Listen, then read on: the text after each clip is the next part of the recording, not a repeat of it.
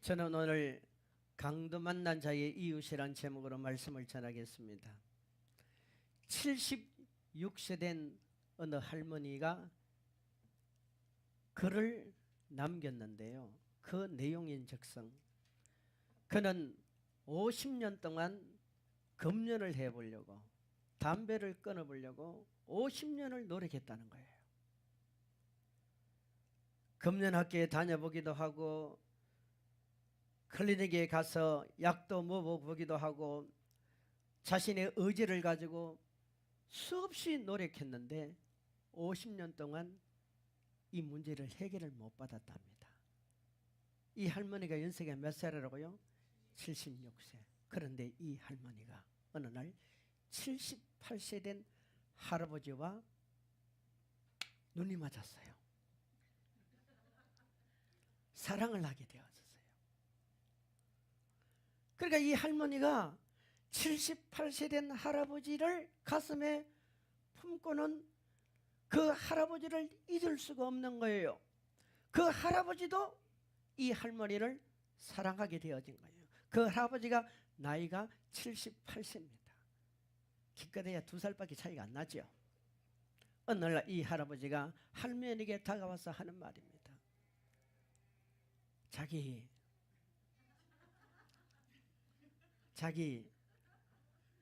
나 좋아하지? 나도 자기가 너무 좋아. 난 자기하고 꼭 가정을 이루고 싶어. 그런데 한 가지 걸리는 게 있어. 그랬더니 이 여자도 자기 마음에 그 할아버지와 함께 가정을 이루고 싶은데 걸리는 게 있다는 게 얼마나 깜짝 놀랐겠어요. 뭐 하라기를 자기가 말하는 거라면 다 고칠 테니까 말을 해봐. 그랬더니 할아버지가 하는 말이에요. 뭐라고 말하겠어요? 나는 담배 냄새를 맡을 수가 없어. 그 말을 듣자마자요, 할아버지 말을 듣자마자 할머니가 뭐라고 말한 줄 알아요? 그거 끊어버릴게요. 한번 해보실래요? 시작. 그거 끊어버릴게요. 아니 50년 동안 약을 먹고 클리닉에 다니고 발버둥을 쳤는데 여러분, 해결을 못한 것을 자기가 정말 사랑하는 할아버지를 만나니까 어떻게 돼요? 한순간에 그게 딱 끊어지더라는 거예요. 이 할머니가요, 그 경험을 통해서 이런 고백을 했습니다. 인간의 의지를 가지고 노력하는 것보다 더 강한 힘은 사랑의 체험으로 나를 바꾸는 것이라는 거예요. 믿기를 축원합니다. 여러분, 우리가 신앙생활할 때 교회 나오는 게 즐거우십니까? 주일 지키는 게 행복하십니까? 예배 드리는 게 즐거우십니까? 고개 좀 들어보세요.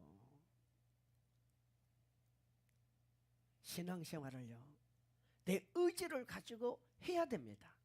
하지만 내 의지만을 가지고 신앙생활을 하다 보면은 지치게 돼요. 실정을 느끼게 돼요. 시험에 들게 돼요. 세상을 뒤돌아보게 됩니다. 하지만 하나님의 사랑을 깊이 느끼고 체험하면요, 그 사랑의 힘에 의해서 내가 신앙생활을 마치 바람에 밀려가는 돛담배같이 은혜 속에 신앙생활을 할 수 있는 거예요. 이게 체험인 거예요. 여러분 한번 깊이 생각해 보세요. 우주의 힘은 그 근원이 어디서부터 시작이 되었습니까? 사랑에서부터 시작이 되어졌습니다. 인간의 삶의 모든 관계성은요, 어디서부터 출발이 되어집니까? 사랑으로부터 출발이 되어집니다. 하나님과 우리 사이의 관계도 사랑이 근원입니다. 사랑이 에너지입니다. 사랑이 힘입니다. 요즘 많은 사람들이 이런 얘기를 해요. 참 마음 둘 것이 없다. 마음 둘 것이 없다. 마음 둘 것이 없다 그래요. 정말 진정한 친구를 만나기도 어렵고 내 속마음을 털어놓을 수 있는 이웃을 만나기도 어렵다라고 말을 합니다. 그 내면 속에 들어가면요, 우리는 진정한 친구를 만나기도 어렵고 내 속을 털어낼 만한 이웃을 만나기도 어려운 이유가 뭡니까? 사랑이 식어져 가기 때문입니다. 사랑이 식어져 가기 때문입니다. 성경은 이것을 우리에게 잘 말씀해 주고 있습니다. 그래서 디모데후서 3장 1절로 내려가면 성경이 뭐라고 말합니까? 너는 이것을 알라. 미리 말씀하신 거예요. 알으라고 말씀하시는 거예요. 말세에 고통하는 때가 이르러 사람들이 자기를 사랑하며 돈을 사랑하며, 마지막 때는요, 사랑의 대상이 바뀌어져 버리는 거예요. 사랑의 가치관이 흐트러져 버리는 거예요. 사랑이라는 그 본질적인 것이 변질된다는 얘기예요. 사람이 누구를 사랑합니까? 자기를 사랑합니다.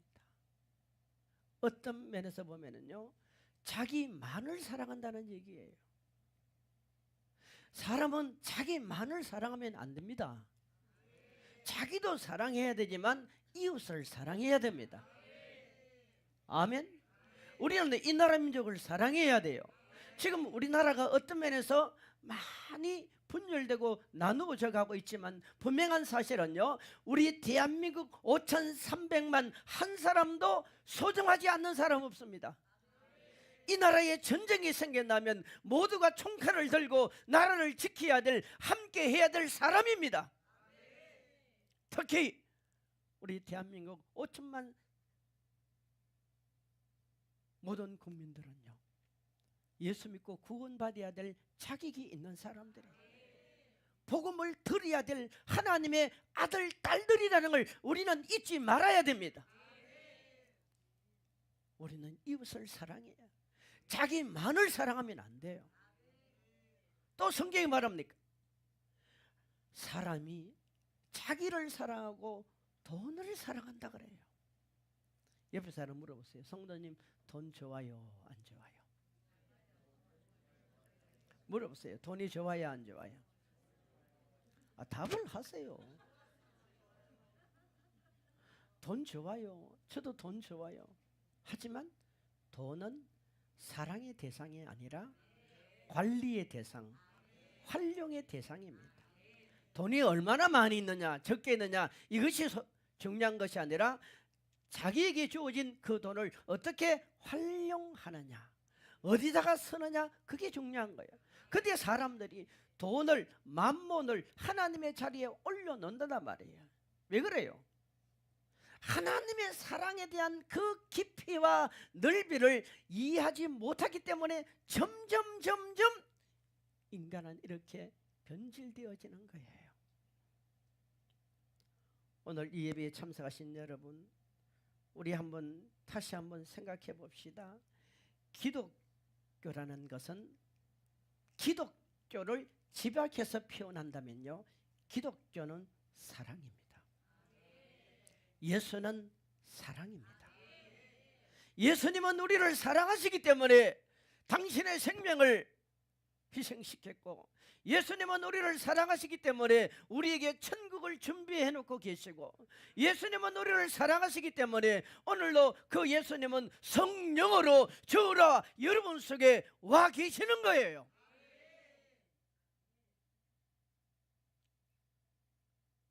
사랑이에요. 사랑. 성도와 성도 간의 관계도 사랑이 끈끈한 정이 돼야 되고, 끈끈한 끈이 돼야 되고, 끊을 수 없는 철심과 같아야 되는 거예요. 여러분이 교회를 사랑하는 것도, 여러분이 하나님께서 주어진 사명을 감당하는 것도 엄밀히 따지면 내가 구원받은 것에 대한 감사의 사랑인 것입니다.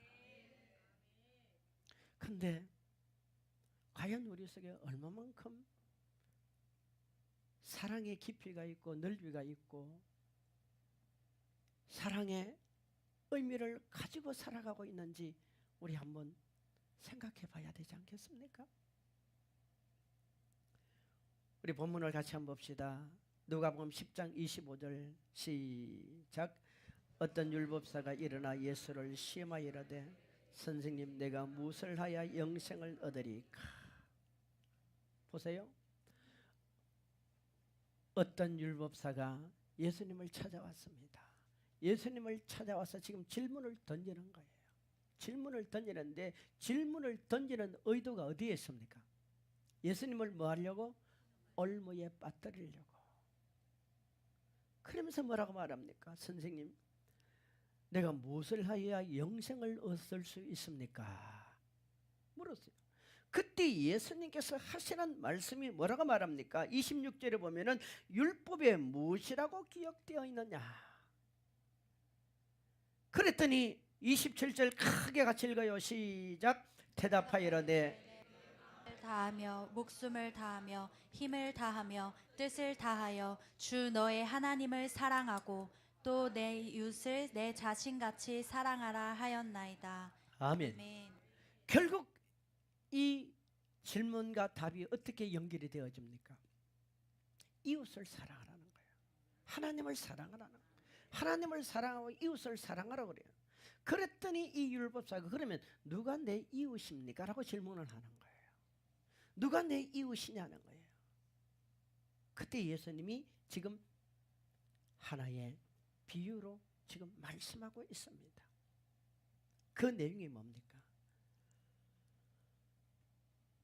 예루살렘에 거하던 사람이 여리고로 지금 내려가고 있었어요.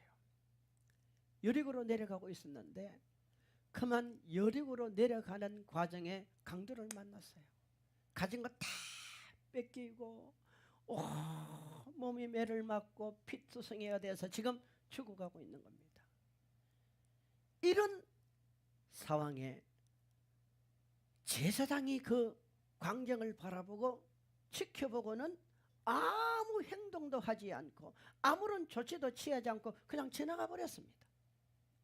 그 다음에 또 한 사람이 소개됩니다. 레위 사람이라는 사람이에요. 레위 사람이 역시 동일하게 그 상황을 보고 아무런 행동도 취하지 않고 그냥 지나가 버립니다. 그런데 세 번째 사람이 소개됩니다. 성경은 이 사람을 사마리아 사람이라 그래요. 어떤 사람요? 사마리아. 사마리아라는 사람은요, 사마리아인은요, 그 강도 만난 자를 보고는 그냥 지나간 게 아니에요. 그를 치료를 합니다. 상처를 감싸주고, 그리고 성경에 보면은 그가 가지고 있는 금전, 우리에게 뭐라고 말합니까? 그가 가지고 있는 2데나리온은 이 금전을 가지고 비용을 주면서, 데나리온 2를 비용을 주면서 그 주막 주인에게 부탁을 하고 하룻밤을 지내고 가면서 무슨 얘기를 합니까? 혹시 돈이 더 들려고 비용이 더 들더라도 내가 다음에 와서 치료비를 줄 테니까 잘 부탁을 드린다고 꼭 좀 치료해서 자기의 길을 가는 것을 갈 수 있도록 도와달라고 합니다. 이 말씀을 하시면서 주님이 질문하는 거죠. 누가 이웃이냐? 누가 강도 만난 자의 이웃이냐는 거예요. 여러분, 왜 예수님께서 그 당시 바리새인도 있고 서기관도 있고 얼마나 종교 지도자들이 많이 있습니까? 제사장도 있고 많은 종교 지도자들이 있고 그 유대 나라의 믿음의 사람들이 있었지만 주님은 딱 꼬집어서 지금 세 신분을 말합니다. 첫째는 제사장을 말하고 있습니다. 우리가 아는 대로요, 제사장은요, 이 제사장이라는 신분은 이스라엘 백성들이 시내산에서 십계명을 받을 때 하나님께서 레위의 정손인 아론이라는 사람을 제사장으로 세웁니다. 그리고 그 아론의 자녀들을 통해서 제사장은 계속해서 이어지는 거예요. 아무나 제사장이 될 수가 없어요. 아멘. 레위 지파 사람들 가운데서도 누구의 후손요? 아론의 후손이에요. 이 제사장들이 해야 될 일은요, 육체적으로는 흠이 없어야 됩니다. 이미 말씀대로 아론의 후손이어야 될 뿐만 아니라 제사장은 육신적으로 흠이 없어야 돼요.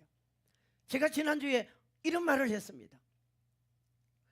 우리 어릴 적에, 과거에 우리 어릴 적에 보면은 목회자들을 하나님께서 세울 때, 아니 교단에서 목회자들을 세울 때는 굉장히 규정이 까다로웠어요. 근데 요즘은 어떤 면에서 보면은 너무 느슨한 것 같아요. 근데 그 기준을 제가 만드는 것이 아니고 교단들마다 조금의 차이가 있지만 성경을 보면은 목회자의 기준은 굉장히 까다롭습니다. 정확해야 됩니다. 진실해야 됩니다. 정직해야 됩니다. 바르게 살아야 됩니다. 그렇지 않습니까? 그 당시 여러분, 이 아론의 후손들은요, 거룩해야 돼요. 흠이 없어야 돼요. 이게 육체적으로 몸도 마음도 항상 그의 삶도 깨끗해야 됩니다. 뿐만 아니라 이 제사장들이 하는 일은 백성들에게 율법을 가르치고 율법을 전하고 율법을 보존하는 일을 해야 돼요. 성도 여러분, 오늘날 교회가 해야 될 일이 뭡니까? 우리는 성경을 지켜야 돼요. 우리는 성경을 보존해야 돼요. 세상이 아무리 바뀌고 요란하고 여러분 세상에 온갖 잡다한 것들이 교회로 침범해 들어와도 교회는 성경으로 돌아가야 됩니다. 성경에 약속하신 하나님의 말씀은 1.1획도 변함이 없는 겁니다. 성경의 결론이 무엇입니까? 인간은 다 죽는다는 거예요. 죽은 다음에 천국과 지옥이 반드시 있다는 거예요. 그렇기 때문에 이 땅에 우리는 죄를 짓고 살면 안 돼요. 우리는 정직하게 살아야 돼요. 우리는 진리 붙들고 살아야 된단 말이에요. 성경은 우리에게 뭐라고 말합니까? 우리 예수 믿는 사람은 하늘의 것을 바라보고 사는 거예요. 땅의 것을 바라보고 사는 게 아니에요, 여러분. 사람은요, 땅의 것을 먹고 살지만 땅의 것은 우리의 영혼에게 아무것도 도움이 되지 않습니다. 오직 우리의 영을 살리고 우리의 영혼을 책임지는 것은 하늘의 말씀이에요. 하나님의 양식이에요. 그래서 예수님이 뭐라고 말합니까? 나는 하늘로부터 내려왔다라고 말하는 거예요. 여러분, 교회는 하늘의 것을 가르쳐야 돼요. 하늘의 것을 전해야 돼요. 반드시 휴거가 일어납니다. 반드시 종말이 옵니다. 우리는 준비해야 돼요. 많은 사람들은 뭐라고 말합니까? 목사님, 우리가 미래를 어떻게 합니까? 오늘 열심히 살면 미래가 준비되지 않아요. 맞아요. 하지만 여러분, 오늘 열심히 사는 사람은 미래를 열심히 준비할 때 그 미래가 바로 오늘이 되는 거예요. 오늘 현실이 된단 말이에요. 사람 속에는 여러분 영이 살고 있는 겁니다. 여러분과 내 속에는 영이 살고 있어요. 하나님의 영이 거하든지 세상의 영이 거하든지 사람은 영의 지배를 받게 되어 있어요. 악한 은수마귀의 영의 지배를 받는 사람은 육신의 정욕과 안목의 정욕과 이생의 자랑을 위해서 계속적으로 육으로 살아라, 육으로 살아라고 말씀합니다. 하지만 하나님의 영의 지배를 받는 우리는 사명으로 살아라는 거예요. 진리 붙들고 살아라는 거예요. 기도하며 살아라는 거예요. 성령 충만함으로 살아라는 거예요. 세상 모든 사람들이 우리를 외면할지라도 하나님은 우리와 함께 한다는 걸 믿으라 이 말이에요. 하나님은 저와 여러분을 위해서 천국을 준비하고 있습니다. 우리는 그 나라에 부끄러운 구원받으면 안 돼요. 우리 예수님께서 성경을 통해서 수없이 말씀한 게 뭡니까? 계시록 22장 5절에 세세토록 왕노릇하리로다. 하나님은 저와 여러분이 이 땅에서도 예수 이름의 권세를 가지고 왕으로 살기를 원해요. 우리는 왕이란 말이에요. 물리적으로, 의학적으로, 법적으로 세상을 정복하고 다스리고 지배하는 그런 왕권이 아니에요. 우리는 사랑과 평강과 기쁨과 행복으로 예수님의 권세를 가지고 어떤 문제가 있다 할지라도 우리 예수 믿는 사람은 뒤로 물러가면 안 됩니다. 절대 포기하면 안 됩니다. 우리는 죄 짓는 것 외에는 영혼 살리는 일에 최선을 다해야 되는 겁니다. 옆에 사람은 서로 인사합시다. 성도님은 하나님의 말씀을 지키고 보존해야 될 책임이 있습니다. 이건 목회자에게만 맡겨준 게 아니에요. 그런데 문제가 뭐냐면요, 이 제사장이 하나님의 말씀을 보존하고 가르치고 지킬 뿐만 아니라 또 백성들이 첫 예물을 하나님께 드리고 11조를 드리는 이런 모든 신앙생활의 관장까지 해야 돼요. 그리고 예배까지 진행해야 되죠. 하지만 제사장의 가장 큰 책임 중에 하나는 성경 말씀을, 하나님의 말씀을 보존하고 가르치는 일입니다. 근데 보세요, 사람이 자꾸 율법 그러면 어떻게 된 줄 아세요? 나는 전혀 율법의 말씀에 해당이 안 되고 다른 사람들만 율법의 잣대를 가지고 갖다 대는 거예요. 제가 옛날에 목회를 많이 거래했어요. 왜 그것밖에 안 되냐고. 그러다 보니까 제가 불행해지더라고요. 제 설교를 듣는 사람들도 부담을 많이 가지고 별로 안 좋아하더라고요. 여러분, 이 제사장이 지금 강도 만난 자에게 전혀 도움을 주지 않고 그 자리를 회피하고 피해버리는 이유가 뭡니까? 영적으로 보면은 예루살렘에서 사마리아로 내려가면 안 되는 거예요. 아멘? 내려가면 안 되는 거예요. 그러니까 지금 제사장의 입장에서는 뭘 말합니까? 너 왜 그렇게 내려갔니? 너 왜 그렇게 내려갔니? 너는 왜 그것밖에 안 되니? 너는 왜 그렇게 행동했니? 너는 왜 그렇게 말을 하니? 자기가 판단을 하고 있는 거예요. 여러분, 가정이 편안하려면요, 아내가 남편을 이해해야 돼요. 아내가 남편을 이해해야 돼요. 남편이 아내를 이해해야 돼요. 자식이 부모를 이해하고 부모가 자식을 이해해야 됩니다. 근데 이 제사장 율법적인 율법주의자가 되면은 늘 판단하고 재판만 해버려요. 안 되는 거예요. 우리 교회가 성도들 사이에 율법적인 성량도 필요합니다. 왜? 그게 있어야 나를 지키는 거예요. 나를 지킨다니까요. 하지만 사람과 사람 사이에는 율법주의자도 아니고 율법적인 관점도 아니고 율법적인 성량도 아니라 사랑으로 이해하고 용납하고 용서해야 됩니다. 아멘. 우리가 신앙생활을 하다 보면은 하나의 오류에 빠지는 것 중에 하나가, 나는 하지 않으면서 다른 사람을 늘 판단하는, 재판해버리는. 지금 제가 볼 때 우리 대한민국이 이게 너무 심한 것 같아. 우리 서로 부족도 좀 덮어줍시다. 허물도 좀 덮어줍시다. 우리도 주님으로부터 용서받았다면 우리가 서로 용서해야 돼요. 오늘 이 예배에 참석하신 여러분, 혹시나 내 속에 제사장적인 기질이 나의 신앙생활을 이끌어가는 그런 모습이 아닌가 생각하시고, 그런 것이 강하다면 좀 내려놓으세요. 사람이 기다려줘야 돼요. 아멘. 두 번째, 여러분, 레위인이잖아요. 레위인. 여러분, 레위인이 어떤 사람입니까? 레위인은 야곱의 12 아들 가운데 레위 나오죠. 그 레위 지파에 대한 자녀들이 쭉 레위인입니다. 근데요, 참 재밌는 것은 이 레위인들은 성경에 보면은 민수기 1장으로 가면은요, 레위인들은 이스라엘 백성들의 계수에 들어가지도 않아요.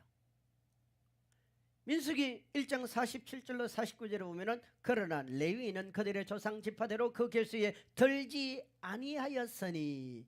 들지 않아요. 왜? 레위인은요, 성전 수종드는 자들이에요.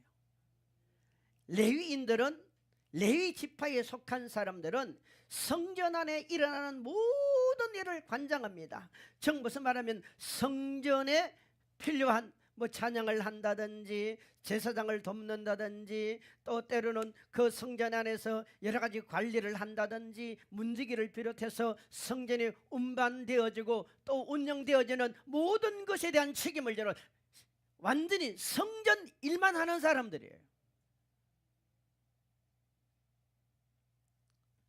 근데요, 이 레위인이 강도 만난 자를 보고 그냥 스쳐 지나갑니다. 왜 그랬을까요? 예수님이 왜 이 얘기를 하고 있을까요? 이 사람이 생각할 때는 무슨 생각을 합니까? 비록 강도 만난 자가 있다 할지라도 이건 내 일이 아니라고 생각한 거예요. 제사장은 율법적으로 판단을 하는 것이고 레위인은 나와 상관없는 일이라고 지금 생각하는 무관심, 독선, 이성, 교만, 이기주의 이런 것을 지금 지적하고 있는 거예요. 굳이 내가 거기에 힘을 필요가 뭐 있냐는 거예요. 우리 교회를 감안해 보면은 어떤 분은 우리 교회는 그런 사람 없습니다. 어떤 일을 하면은 전혀 나와 상관없는 걸로 생각하는 사람 얼마나 많아요. 여러분 전혀 나와 상관없다고 생각하는 사람 너무 많아요. 하나님은 그걸 원하지 않는 거예요. 믿기를 축원합니다. 하나님은 그걸 원하지 않아요. 레위인들은 철저한 개인적인 사람들이 철저한 자기 중심의 사람이에요. 전혀 그 속에 동정심이라고는 없는 겁니다. 인이라고는 없는 거예요. 그 속에 사랑이라는 게 없는 거예요. 그 속에 긍휼이라는 게 없는 거예요. 여러분 하나님의 일은 공동체가 되어져야 돼요. 연합이 되어야 돼요. 하나가 되어야 돼요. 믿기를 축원합니다. 오늘 현대인 중에 가장 무서운 중에 하나의 무서움이 뭐냐면 무관심이라는 거예요. 무관심. 여러분 사람 보세요. 사람 뇌에는 뇌파가 나오잖아요. 뇌파. 근데 낮에는 무슨 뇌파가 나옵니까? 베타파라는 나옵니다. 이 베타파라는 게 별로 몸에 유익이 안 된답니다. 근데 잠을 자면은요 베타파가 나오는 게 아니에요. 알파파가 나옵니다. 이 알파파가 우리 몸에서 나와서 우리 몸을 회복시키고 치료하고 우리 기능을 살려내는 일을 한대요. 그래서 감기가 걸리거나 몸이 아플 때는 그냥 푹 잠을 자야 돼요. 쉬어야 돼요. 그래야 회복이 빨라집니다. 근데요 신기한 게 발견되었답니다. 낮에는 베타파가 나와야 되는데 낮에도 알파파가 나오는 경우가 있답니다. 이걸 흔히 말하면 엔돌핀이라고 그러죠. 요즘 엔돌핀 얘기를 많이 하잖아요. 낮에도 베타파가 아닌 알파파가 나오는 경우가 있답니다. 언제? 따라합시다. 우리가 많이 웃을 때. 자, 옆에 사람 보고 웃어봐요. 시작. 뭐 할 때요? 많이 웃을 때. 6살 아이는 여러분 하루에 400번 이상을 웃는답니다. 6살 아이 하루에 400번 이상 웃는데요. 근데 나이가 40이 되면요 하루에 10번도 안 웃는데요. 그러니까 노화 현상이 빨리 오는 거야.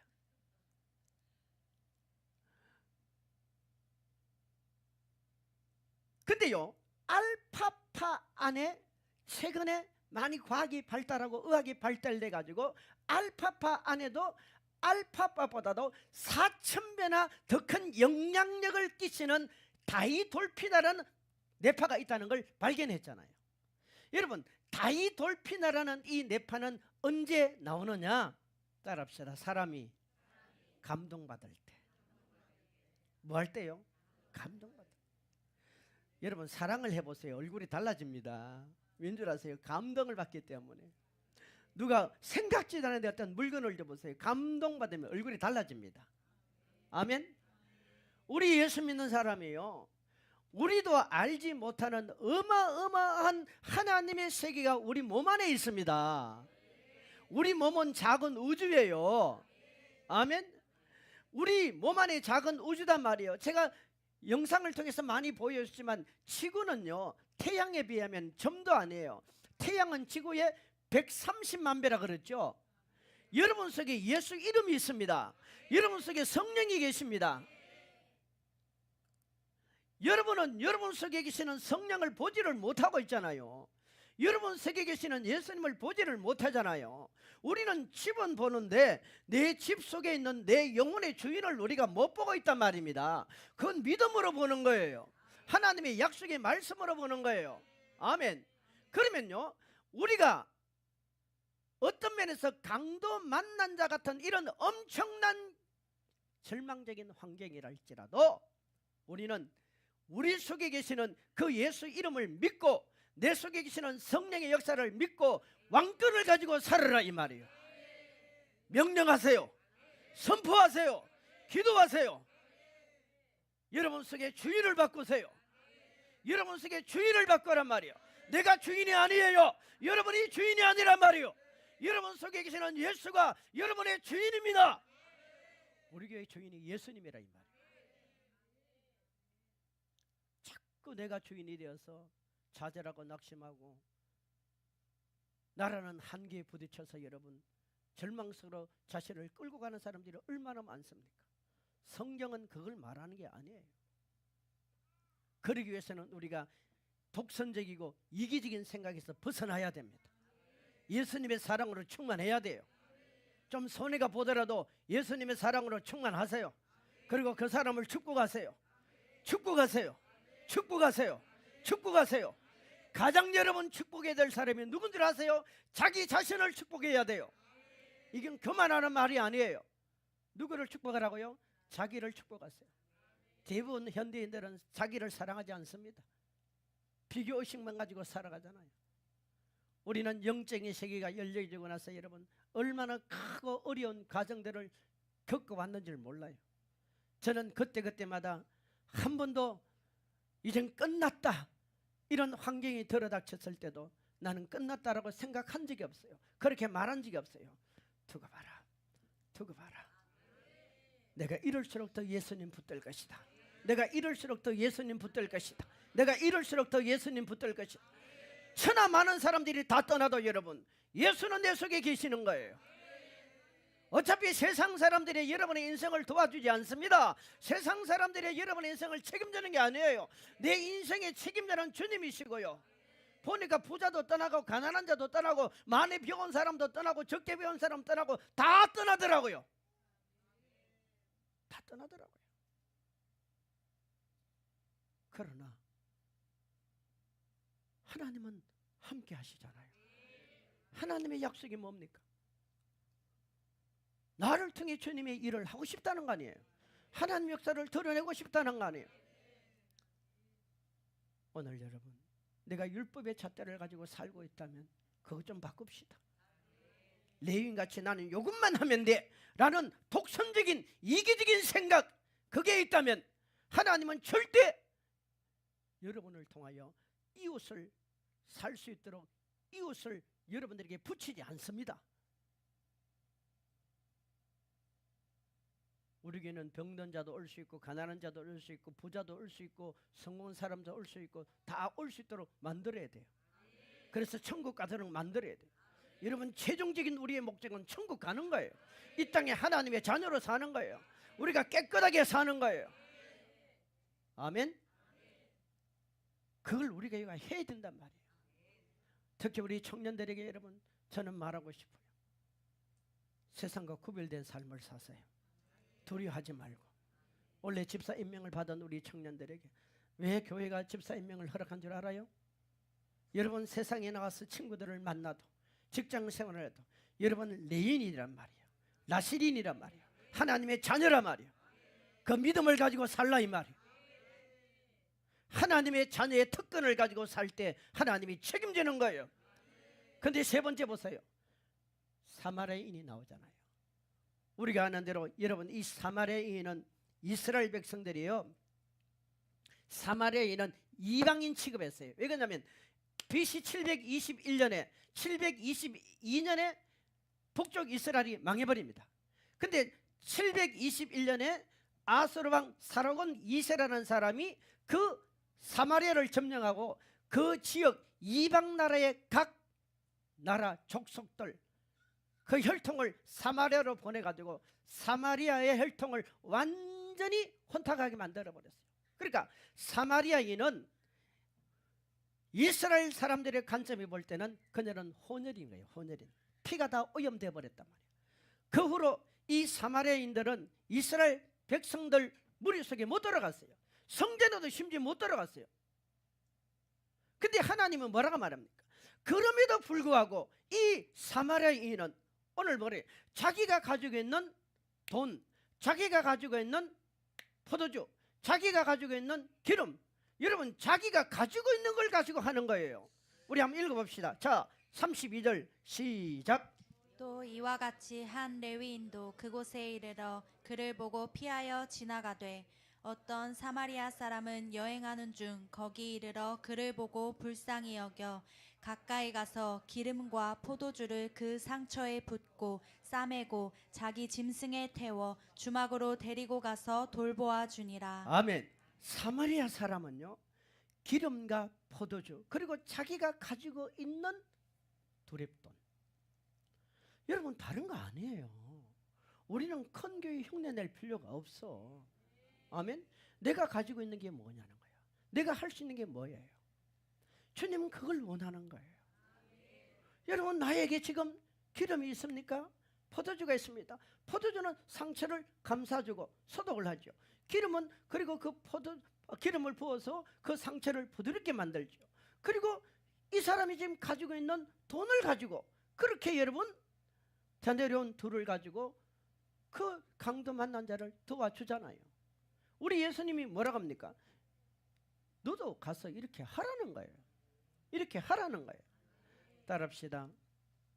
우리는 율법주의자가 되어서 판단만 하고 있고 레인이 되어서 이기적이고 독선적인 삶만 살 것이 아니라 내가 가지고 있는 것이 포도주든 기름이든 두렙돈이든 그거 가지고 어떻게 하라고요?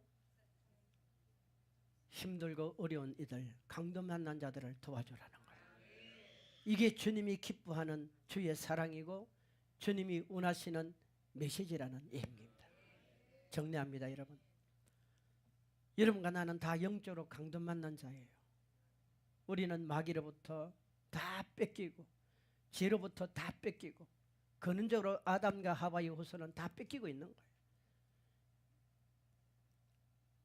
신앙생활은 남 흉내를 내는 게 아닙니다. 여러분이 최선을 다해서 기도하세요. 충성하세요. 달란트를 주님께 활용하세요. 그것이 여러분의 영혼을 살립니다. 뿐만 아니라 우리는 내 자녀, 내 아들, 딸들이 지금 강도 만나서 살아가고 있는 거예요. 내 직장 동료들이 강도 만나냐고 살아가는 거예요. 내 이웃이 지금 강도 만났어요. 이 나라 민족이 지금 강도를 만났단 말이에요. 여러분 하나님의 관점에 보면은 어디에 소망이 있고 어디에 희망이 있습니까?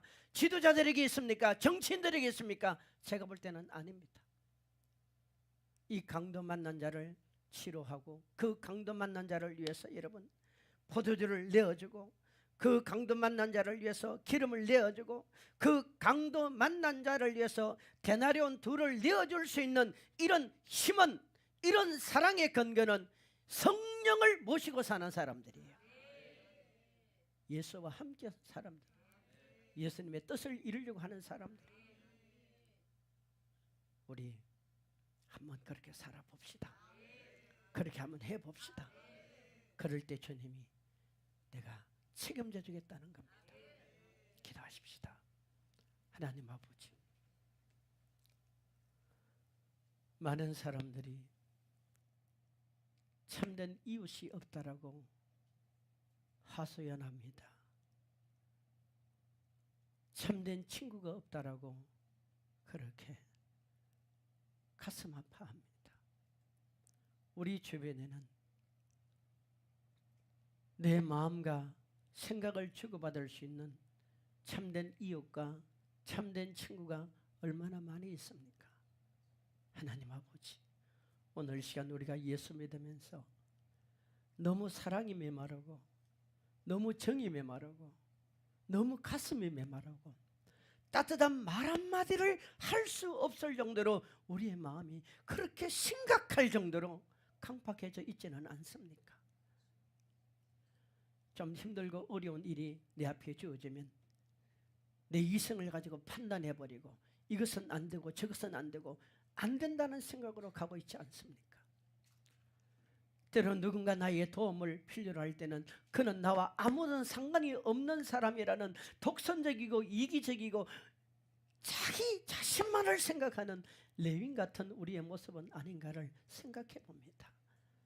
좀 부족하면 어떻습니까? 무시당하면 어떻습니까? 업신여김을 받으면 어떻습니까? 그럴지라도 사마리아인은 이 강도 만난 자에게 자신이 가지고 있는 모든 것을 내려놓고 그를 치료하고 그를 도와주었습니다. 우리의 삶이 그렇게 되게 하시고 우리 교회가 그렇게 되게 하시고 우리 기독교가 그렇게 되게 하여 주시옵소서. 예수님의 이름으로 기도하옵나이다. 아멘.